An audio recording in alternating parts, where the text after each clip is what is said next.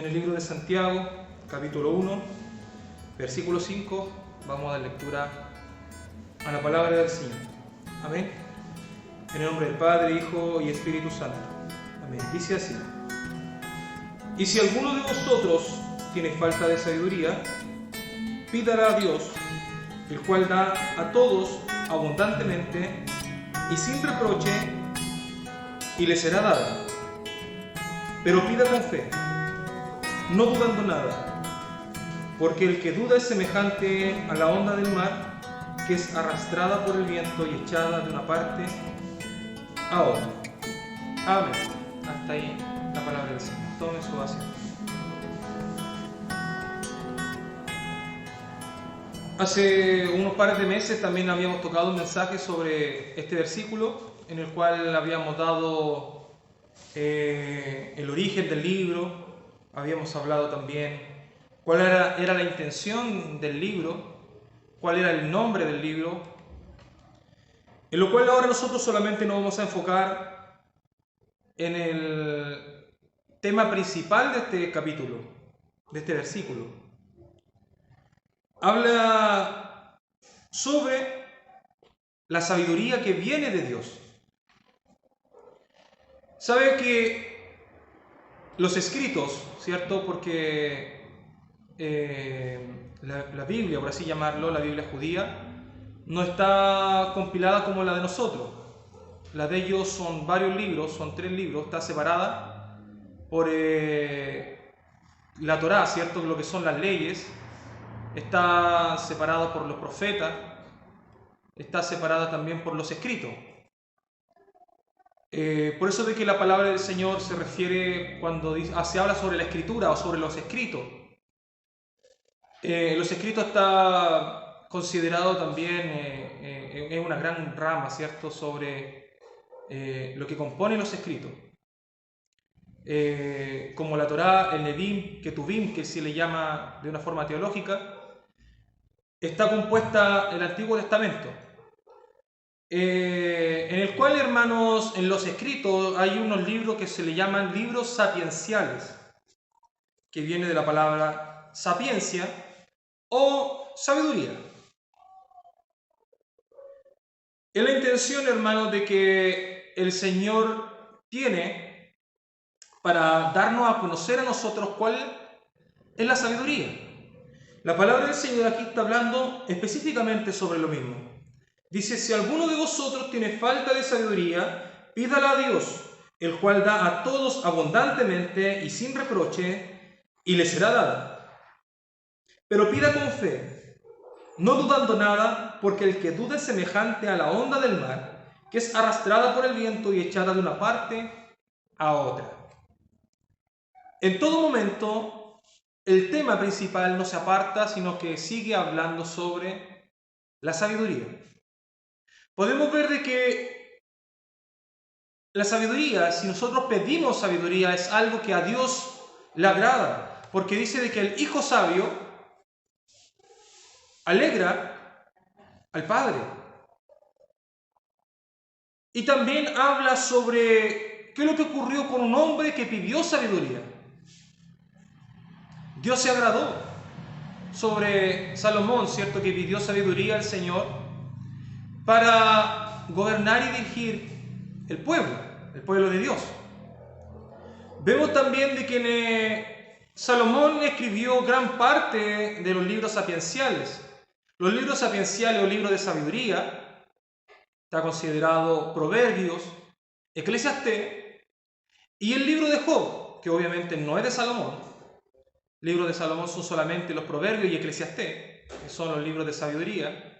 Pero el libro de Job también está considerado como uno de los libros sapienciales, un libro de mucha enseñanza. Si bien es cierto, Job también reconoció que antes de oída te había oído, pero ahora mis ojos te ven, dando a entender de que él en un comienzo creía conocer a Dios, creía tener sabiduría, ¿cierto?, sobre quién era Dios.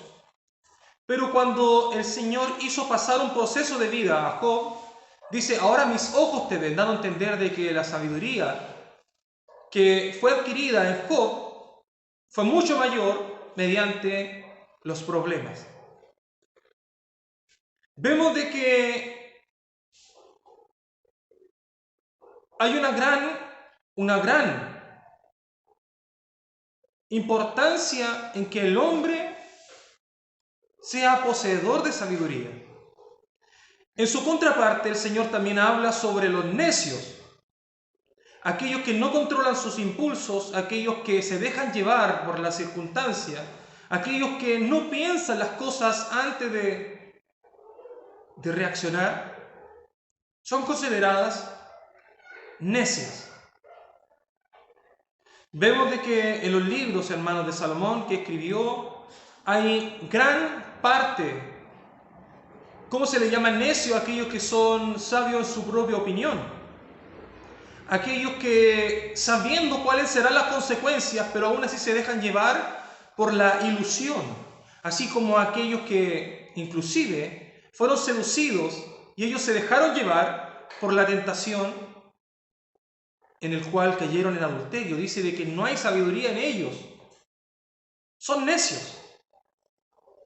Así lo llama la palabra del Señor. Personas que no controlan sus impulsos, sino que son necios, sin conocimiento, son torpes.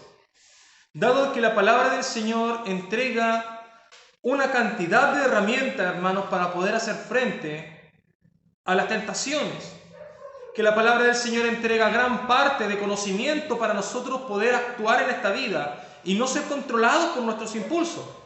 Pero sabe de que lo que es engañador para nuestras vidas hoy en día es la enseñanza contemporánea.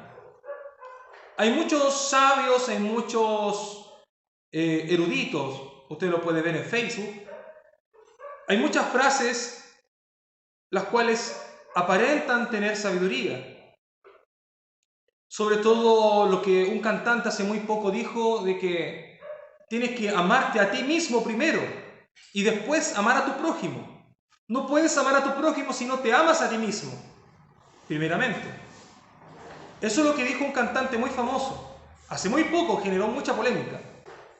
Porque la palabra del Señor, cuando habla sobre el amor, el orden que Dios da, dice, ama a Dios. Ese es el orden. Con toda tu alma, con toda tu mente, con todas tus fuerzas. Es el primer mandamiento.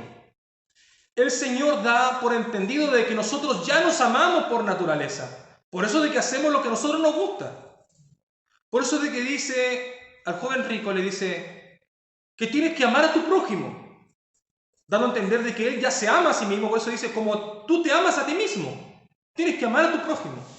No le está dando una orden de que se ame a él primero y después ame a los demás, sino que es al contrario. Dios está dando una enseñanza de que el hombre de por sí, su naturaleza, siempre se ama a sí mismo. Por algo no obedece la ordenanza de Dios y hace lo que le gusta, porque se ama a sí mismo. Ese es un mal que viene, ¿cierto?, desde el origen del pecado. Pero hubo un cantante de que rompió el esquema, ama a Dios, ¿cierto?, como un primer mandamiento, sino que él lo cambió y dijo, ámate a ti primero, después ama a tu prójimo y después ama a Dios. Torció la palabra de Dios entregando filosofía humana. El problema es que hay mucha gente que lo sigue. El problema está en manos de que aquellos que creyendo ser sabios se hicieron necios, dice la palabra del Señor. A veces, hermanos, el enseñar doctrina propia o tener una propia interpretación de la Escritura o tener un evangelio personal también nos hace ser necios. Cuando no nos gusta escuchar la palabra de Dios por lo fuerte que es, también demuestra que hay una necedad en nosotros. Hermanos que se van de la iglesia porque no les gusta la palabra de Dios por lo fuerte que es, demuestra necedad. Demuestra necedad. Un hijo sabio ama al padre, ¿sabe por qué? Porque el padre también corrige. Y eso también hay sabiduría porque su palabra lo declara y dice de que Él castiga ¿a quién? ¿Al que aborrece? Al hijo que ama. ¿Sabe usted que el Señor no castiga a cualquiera? El Señor solamente castiga a sus hijos. Es como alguien ajeno pretenda castigar a mis hijos. ¿Usted lo podría hacer? No corresponde, ¿cierto?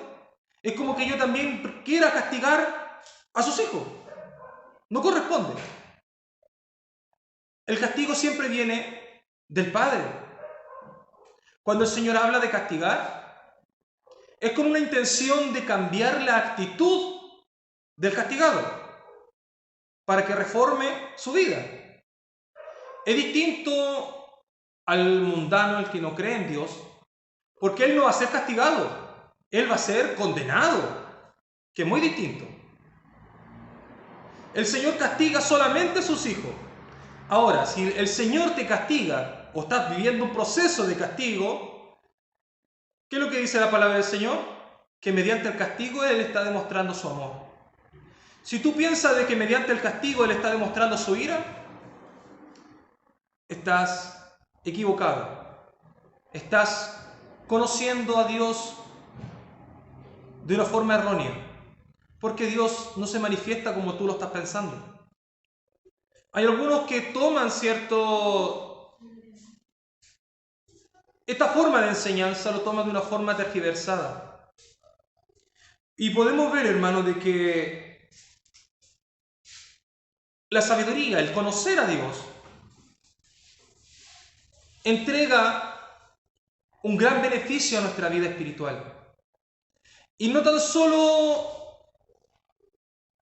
tal vez, una seguridad, ¿cierto?, en nuestra economía, porque dice de que no mendigaremos el pan. Eso nos está demostrando de que siempre va a haber un trabajo, y si aún así si nos falta un trabajo, el Señor va a proveer para que no pasemos hambre. Esa es una seguridad que el Señor nos entrega. Pero muchas veces la gente que cree conocer a Dios se abraza solamente de las prosperidades de buscar a Dios para que el Señor bendiga mi matrimonio, para que el Señor cambie a mi esposa, para que el Señor cambie a mi esposo, para que el Señor saque todos los problemas que hay dentro de la familia y vivamos una vida feliz de color de rosa. Pero no. Voy a dar millones para que el Señor me los multiplique. ¿Cierto? Porque muchas veces eso es lo que se entiende con el dar. Han salido hasta alabanza dando a entender de que el Señor va a multiplicar lo que nosotros damos. Pero Él dice, como hablábamos recientemente, equivocadamente decimos de que el Señor bendice al dador alegre, pero su palabra dice que Él ama al dador alegre, dando a entender de que la única retribución de cuando nosotros damos es el amor de Dios.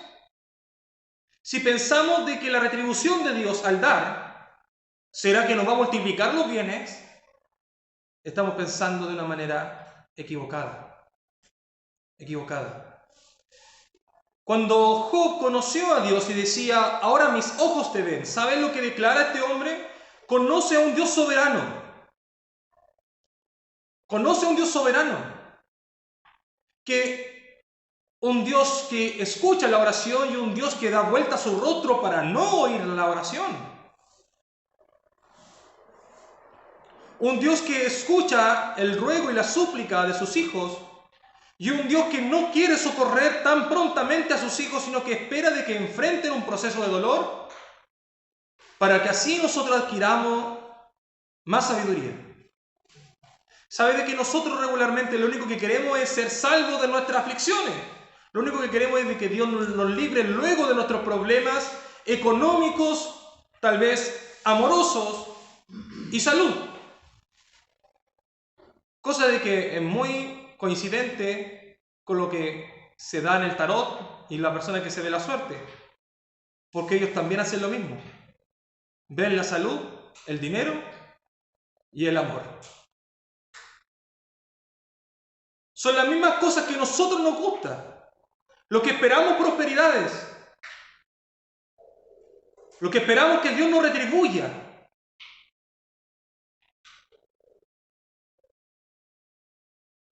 Pero el Señor entrega una responsabilidad al hombre.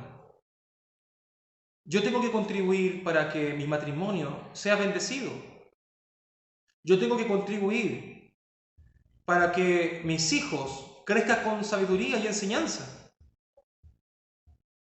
Patudamente, cuando yo era pequeño, yo no estudiaba, hermanos, en una prueba, y me recuerdo que cuando llegó el día de la prueba y me entregaron la hoja y vi las preguntas de la prueba, sentí algo muy helado por mi espalda.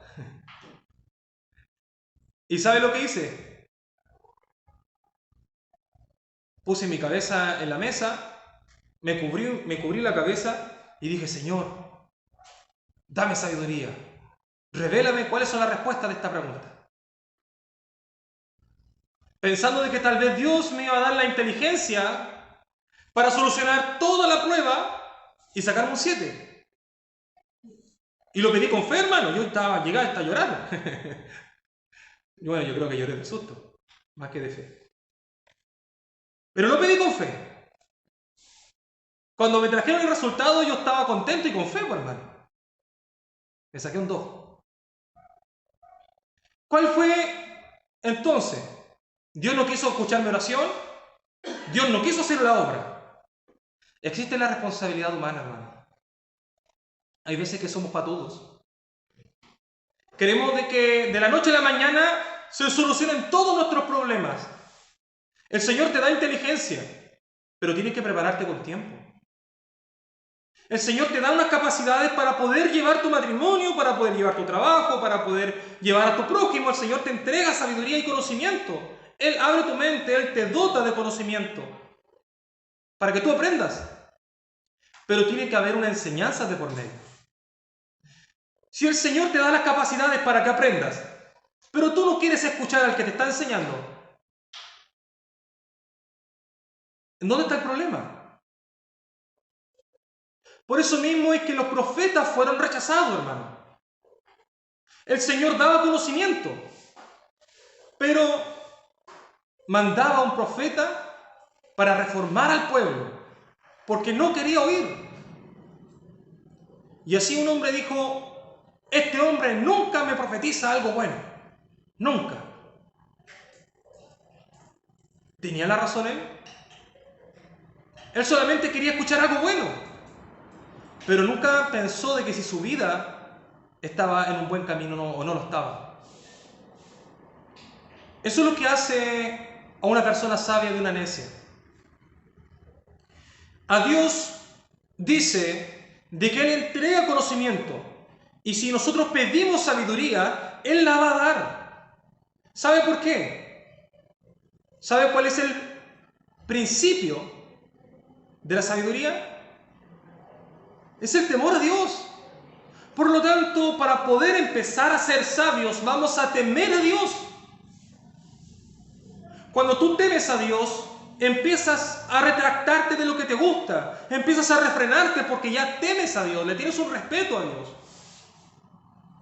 Por lo tanto, es muy importante tener sabiduría, ser sabios.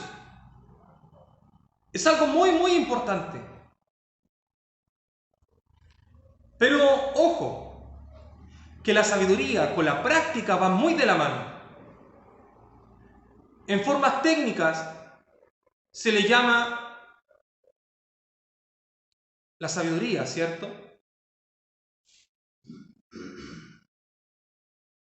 En el cual tenemos que ser sabios.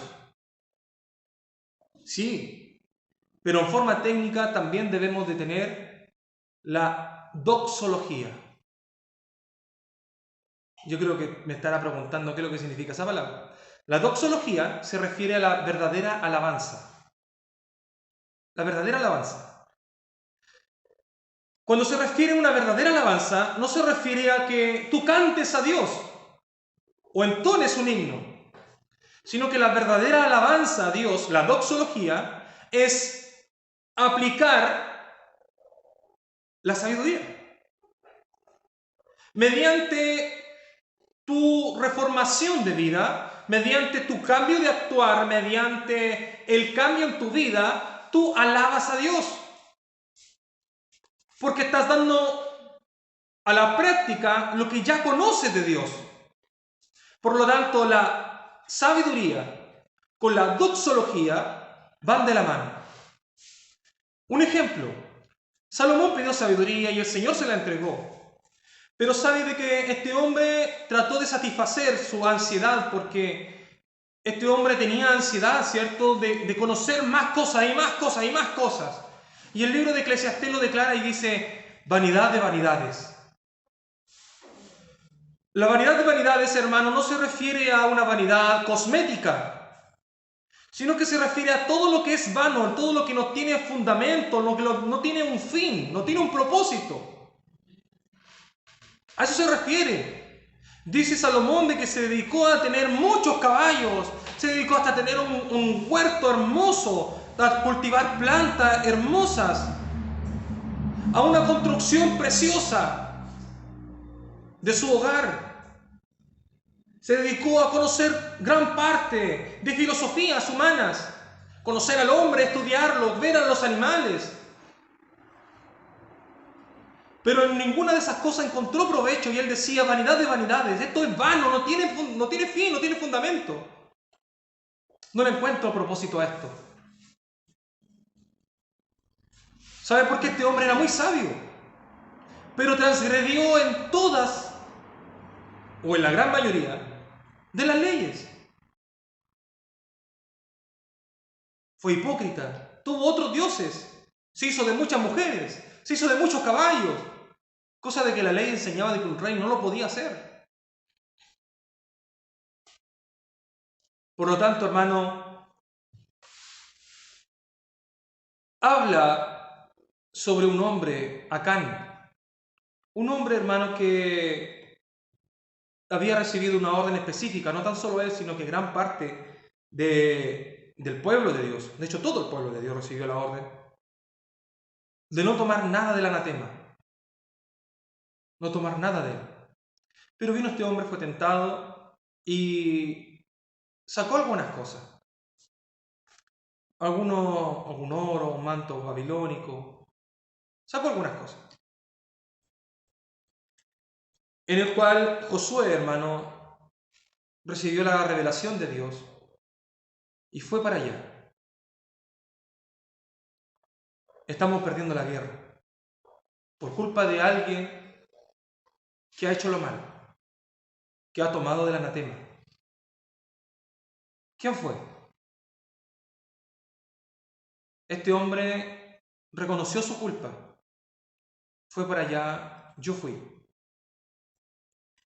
Y Josué se refirió con unas palabras tan prácticas, cosas de que a mí por ser me cautivaron desde un principio, porque decía, dad gloria y honra a Dios. Y testifica, ¿qué es lo que has hecho? Fíjese bien, alaba a Dios, dice, dadle gloria y honra su nombre. Y testifica, ¿qué es lo que has hecho? ¿Podemos entender entonces de que la única alabanza es el cántico? Cuando uno reconoce lo que hace, está alabando a Dios. ¿Sabes por qué? Porque le estás exaltando, diciendo de que Él es santo y tú un pecador. Estás doblando tus rodillas, reconociendo tu culpa. Y cuando tú haces eso, tú ya entregas una verdadera alabanza a Dios. Eso es una doxología. Conocer a Dios, sí, es muy cierto, es muy importante, pero debe de ir de la mano con la doxología, que es la verdadera alabanza. Reconocer nuestra culpa, exaltarle a Él como Dios. Nosotros, humillarnos como pecadores. y alabar y bendecir su nombre mediante el reconocer y reformar nuestra vida. Esa es la verdadera doxología. Y aquí, hermano, dice que tenemos que pedir sin reproches, pero pida con fe, no dudando nada, porque el que duda es semejante a la onda del mar, que es arrastrada por el viento y echada de una parte a otra. Esta parte, pedir con fe, pida con fe, no dudando nada. Como ya lo habíamos anunciado hace unos meses atrás, esto ha sido una gran controversia de que podemos pedir todo lo que queramos al Señor, pero si no lo recibimos es porque nos faltó la fe. Hermano, créelo y recíbelo. ¿Lo crees? Entonces recíbelo. ¿Ha escuchado esa enseñanza usted? Yo le hago una pregunta. ¿Abraham creyó a Dios de que iba a tener un hijo? Al principio dudó. ¿Y Sara creyó también a Dios que iba a tener un hijo? Dudó también. Inclusive se rió en su corazón. Entonces, ¿por qué el Señor le entregó un hijo si ella dudó? Porque si hablamos del créelo y recíbelo, ¿por qué no pasó eso allí?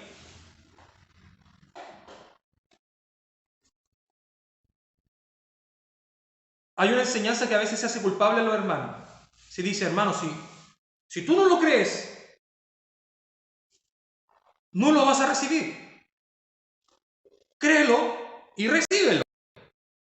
Esa es una gran enseñanza que se ha dado de una forma contemporánea, haciendo al hombre responsable. Si no lo recibiste, es porque no lo creíste. Pero no se refiere a eso a la palabra del Señor, hermano. Son a muy pocas cosas que el Señor manda a que pidamos con fe. ¿Y sabe de lo que está hablando aquí? ¿Está hablando de las sanidades? ¿Está hablando de los milagros? ¿Está hablando de las prosperidades? Aquí el Señor está hablando exclusiva y únicamente de la sabiduría. Ese es el tema principal de este versículo. Pidamos y con fe, y el Señor la dará. ¿Pero qué cosa? La sabiduría. Sabiduría, el Señor va a dar sabiduría. Tú tienes que reconocer de que hay necedad en tu vida, que te cuesta someterte a su palabra, que te cuesta cumplir sus mandamientos, que no le conoces tal vez como debiese ser, que muchas veces somos engañados y no nos damos cuenta. Decir, Señor, dame sabiduría. Hay muchos testimonios bíblicos, hermanos, bíblicos, que demuestran de que hombres no creyeron en Dios, pero aún así el Señor hizo el milagro. Vamos con Moisés. Vio el poder de Dios, tira el báculo, se convirtió en serpiente, la zarza ardiendo. Vio un montón de teofanía y manifestación de Dios o milagros de Dios. Vio muchas teofanías. Pero resulta que cuando lo mandó a hablar, soy torpe de labio. ¿Acaso ese mismo Dios que estaba demostrando el poder no tenía poder para cambiar su boca? En cierto punto hay incredulidad, hermano. El propósito de los milagros y los prodigios de los milagros no es, hermanos, para demostrar que tú creíste. Créelo y recíbelo. Yo pido que el Señor me dé un milagro y yo lo creo. Cuando el milagro se cumple, gracias Señor, porque como yo lo creí, por eso se cumplió el milagro. ¿Sabes de que el propósito del milagro y la teofanía, la manifestación de Dios, se hizo no porque el hombre creyó, sino que se hizo para que el hombre creyera, porque el hombre era incrédulo? Ese es el propósito de la teofanía. Podemos ver a Moisés en la zarza ardiendo, cautivó su intención, porque este hombre creía en muchos dioses. Su cultura y la enseñanza contemporánea era de muchos dioses.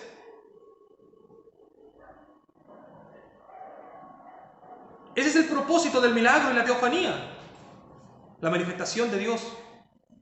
No se ha hecho porque el hombre creyó y por eso se cumplió el milagro, sino que el milagro es porque el hombre ha sido incrédulo.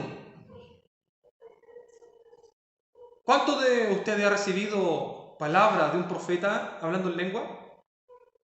Yo sí. ¿Sabe de que semanas antes yo había estado estudiando sobre esto mismo, sobre la teofanía, la manifestación de Dios?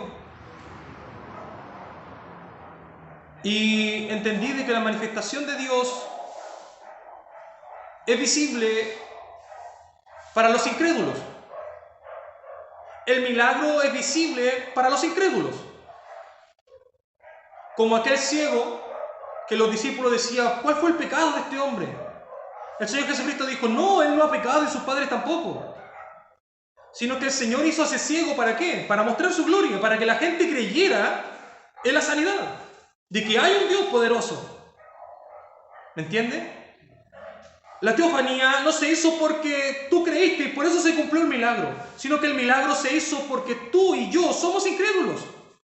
Cuando yo entendí este mismo concepto, vine a la casa del Señor y me va a creer de que el Señor tomó un instrumento y me habló en lenguas. Yo comprendí de que algo pasó, de que había incredulidad en mi vida. ¿Y qué era lo que yo no estaba creyendo? ¿Sabes lo que yo no estaba creyendo? En su palabra. Muchas veces nosotros venimos a la iglesia para que nos hable un profeta. Se levante un profeta entre medio y nos hable. ¿Pero qué hay del predicador? Yo creo que muchas veces el Señor te ha estado hablando por medio de un predicador, en el cual te aburre, en el cual ya es muy latoso, predica muy largo. Pero sabe que yo creo que he predicado menos que el apóstol Pablo.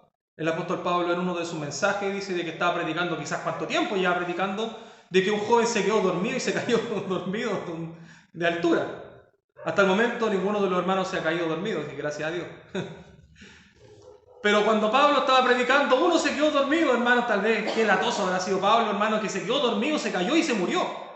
Pero vino Pablo, oró por él y el Señor lo restauró, hermano.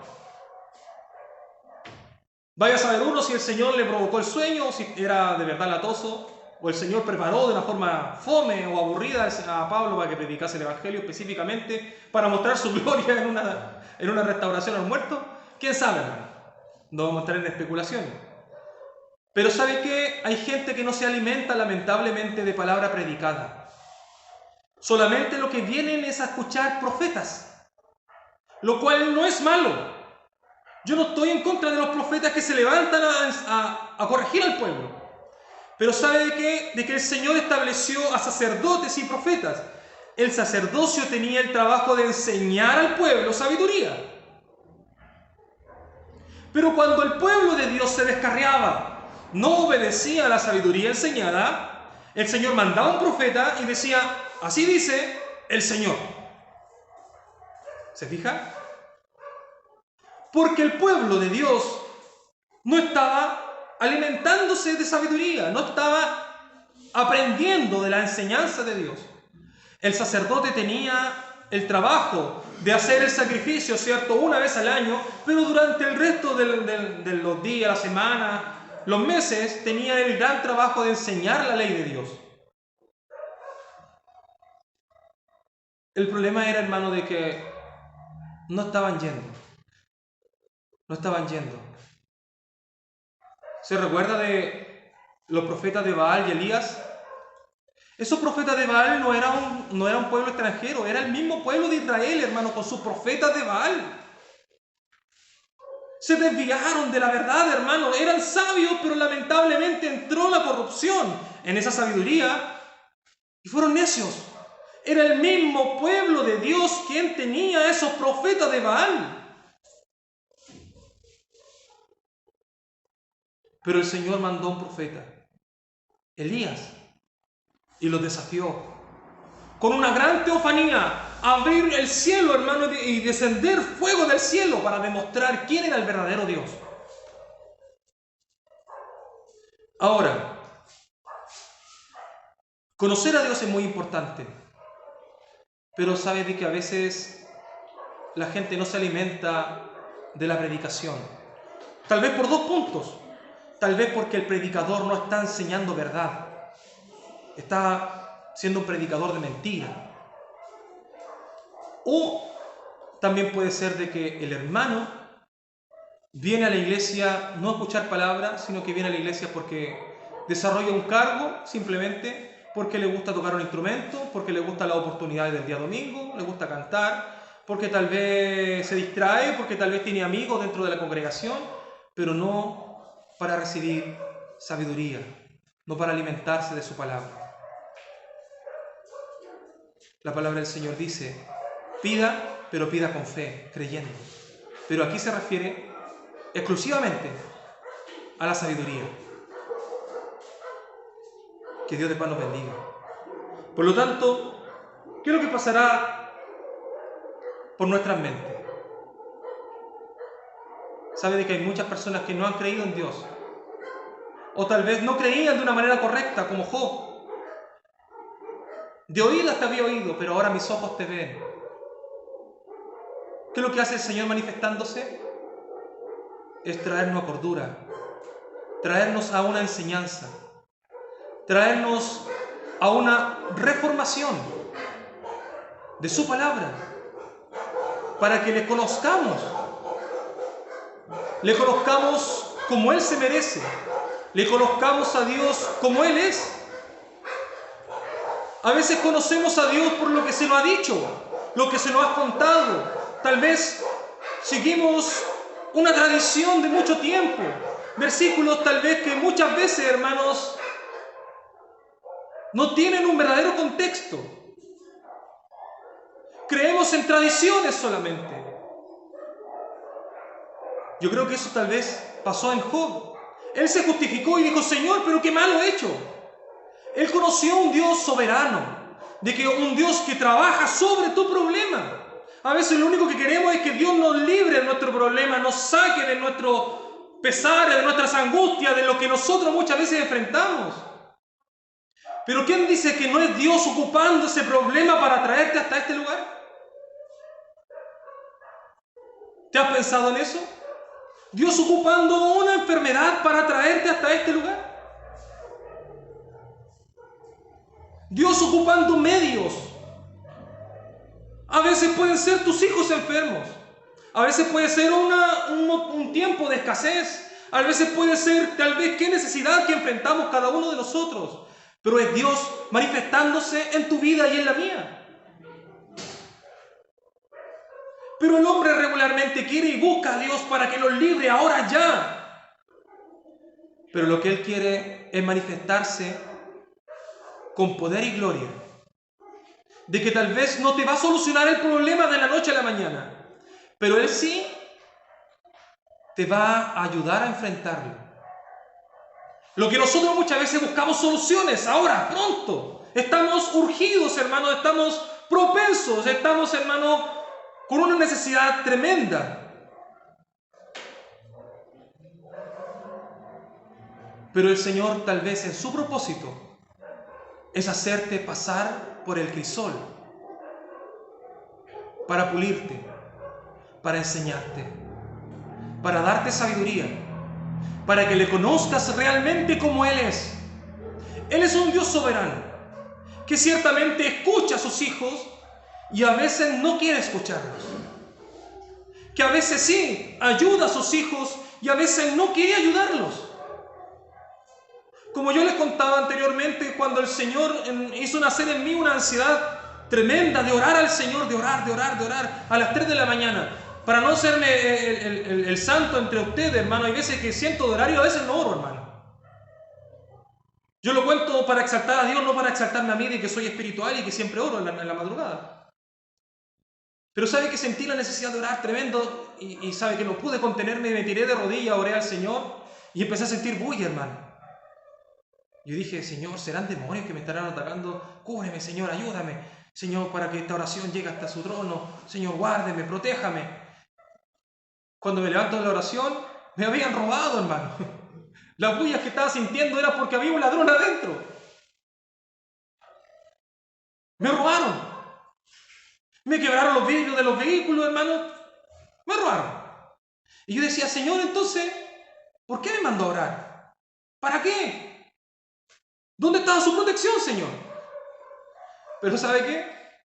El Señor me protegió. ¿Qué hubiese pasado tal vez si me hubiese encontrado de frente con el ladrón? Pero las cosas materiales, hermano, a veces son recuperables, pero eso es una prueba. Porque eso demuestra en dónde está tu corazón. Porque cuando perdemos cosas materiales muchas veces nos duele. Cuando es tocado nuestro dinero o cuando es tocado nuestras propiedades, regularmente nos duele. Personas que caen en una depresión tremenda porque su vehículo ha sido destrozado. Lo cual, hermano, tal vez un choque, un accidente, no digo que no sea trágico, claro que lo es. O tal vez una casa quemada. Hermano, una vez una hermana de nuestra iglesia se le quemó su casa, llegó llorando, desconsolada. Pastor, se me quemó la casa, ¿qué voy a hacer? Pastor le dijo, confía en Dios. Pero ¿cómo quiere que confíe en Dios? Mire, no se da cuenta de la realidad de las cosas. Mi casa quemada, perdí todo. Hermana, confía en Dios. Pero ¿cómo me pide tal cosa? ¿Acaso su mente no es lógica para pensar? Perdí todo. ¿Dónde cree usted que voy a dormir esta noche? Si ciertamente, hermano, tuvo que enfrentar unos días de allegada porque no tenía una casa donde vivir porque se quemó todo. Pero que cuando el Señor, hermano, prueba nuestra paciencia, a lo lapso, no de un mes, sino que semanas, el Señor le regaló una casa, hermano, le llevó una casa, una propiedad, en el cual prácticamente estaba todo pagado. Le llegó refrigerador, le llegó tele nueva, le llegó colchones. Hermano, yo no digo de que a todos nos va a pasar lo mismo, porque muchas veces confiamos en que Dios va a proveer todas nuestras necesidades. Y nos va a bendecir el doble, vamos a tener un auto último modelo, una casa de 3 pisos, con jacuzzi y piscina. No estoy predicando eso, hermano. Pero ese fue el caso hacia esa hermana. ¿Sabe de que tuvo todo nuevo? El Señor le dio todo nuevo. Y esa hermana después glorificaba al Señor. ¿Sabe de que hay cosas y situaciones, hermanos, de que hacen aumentar nuestra fe? De que tal vez el Señor te hace pasar por momentos muy duros, por crisis muy duras, pero todo eso es para que le conozcas de que Él es un Dios soberano. No un Dios manipulador, o un Dios, manipulado por el hombre, que se le puede manipular por medio de nuestras oraciones, sino que Él es un Dios soberano. Él es un Dios que actúa cuando Él quiere. Él es un Dios que reacciona cuando Él quiere, en el momento, en el tiempo que Él se le place. Él responde la oración no porque tú oras 3 o 4 veces durante el día, sino que cuando Él se le ocurre. Eso se le refiere a un Dios soberano, que Él actúa porque Él es rey, Él actúa y se mueve cuando Él quiere, en su tiempo. No se le puede manipular. Señor, pero llevo orando una semana, Señor, pero llevo llorando tantos días, Señor, pero aquí, Señor, pero allá. Al Señor, a Dios, no se le puede manipular. Él es Dios y Él es soberano. Él es un rey que no actúa por nuestras urgencias, sino que Él actúa a su justo y medido tiempo. ¿Por qué has venido tú hoy día?